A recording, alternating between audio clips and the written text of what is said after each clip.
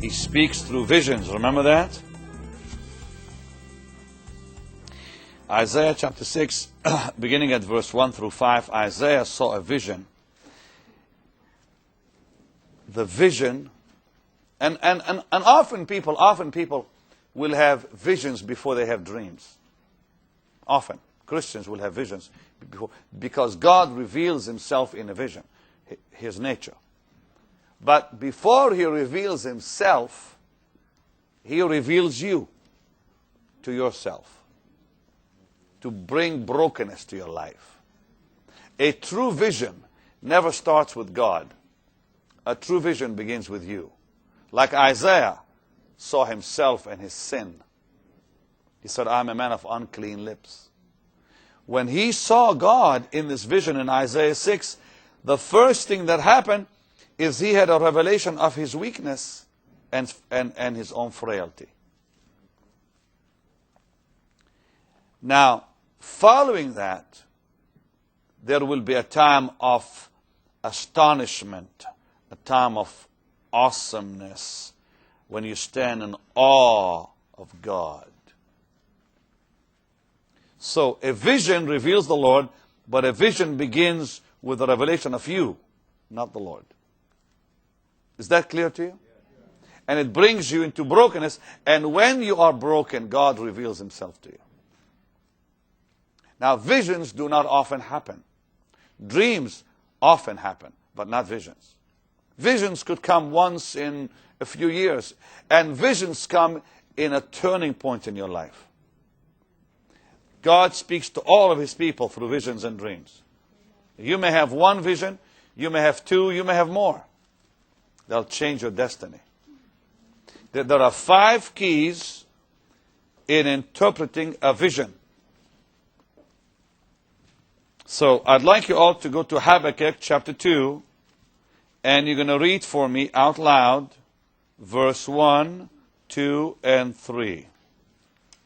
I will stand upon my watch and set me upon the tower, and will watch to see what he will say unto me, and what I shall answer when I am reproved.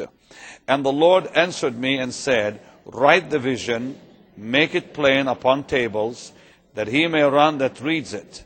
For the vision is yet for an appointed time, but at the end it shall speak and not lie. Though it tarry, wait for it, because it will surely come, it will not tarry. All right. Now, number 1, you must pray. Verse 1 says, I will stand upon my watch and set me upon the tower. I will watch to see what he will say unto me. So the first key, pray. When God gives you a vision, get into prayer immediately. Because prayer fulfills visions. And prayer fulfills dreams or cancels them. Now, a vision from the Lord does not need cancellation. Because in a vision, God reveals himself, not his plans. God's revealing himself, not the satanic side of what the devil may do to you. Yeah? He's revealing his heart, his nature to you. And that, you must pray that God will fulfill what he showed you. Is that clear? Okay. Number 2, verse 2 says, and the Lord answered me and said, write the vision and make it plain upon tables, that he may run that reads it. Now, the second thing is, God will make it plain, because as long as it's cloudy, it's not God. So the second key, wait on the Lord to reveal it. Number 1, pray. Number 2, wait.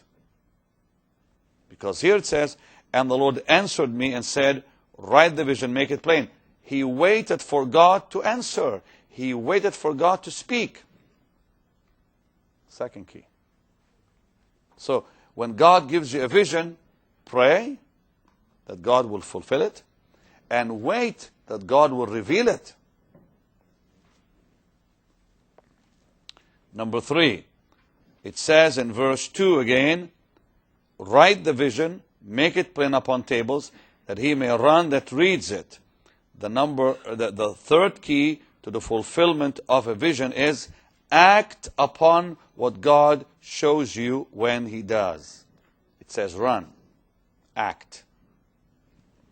So when God gives me a vision, I pray, then I wait for the revelation. I wait for God to reveal to me what the vision is all about.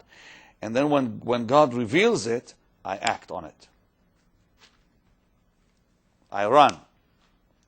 But I don't run till God reveals it. Number 4, verse 3, for the vision is yet for a time, for an appointed time. At the end it shall speak and not lie. So the fourth key here, let God fulfill it in his time. Everything is timing. Now, acting upon it doesn't mean you make it happen. Acting means you prepare. So this may be a time of preparation for you. This is the time for you to receive the word and eat it up. So when the time comes and you begin to preach, you'll have something to say. So, and then the time comes when God will fulfill it, but God will fulfill only when you're ready, when you give him something to use. Number 5, and this is the key here that says in verse 3, though it tarry, wait for it, because it will surely come, it will not tarry. So the fifth key is, don't lose faith if it is delayed. Now, here's something. 1 Samuel 3 verse 1 clearly warns against sin, because sin kills visions. If sin is active in your life, the vision will die. So, visions belong to the righteous. Say it. Now, their absence means disaster. You got to have a vision in your life. Every one of you needs to pray God gives you a vision. Because the absence of a vision is disaster. Where no vision is, the people what? Perish. So, Proverbs 29:18, where there's no vision, the people perish. But watch this. But he that keeps the law, happy is he. I love that. In other words, by keeping the law, you will have one. Visions die by sin, but come alive through the word. Isn't that powerful? I said, isn't that powerful? Now, pray for a vision, and then get the word of God in you. Because it says, happy is he who keeps the law. Why does it say it? Because visions come as a result of the law. Remember what God said to Joshua. This book of the law will not depart, that thou mayst observe. Observation is vision. Vision is the result of the word of God.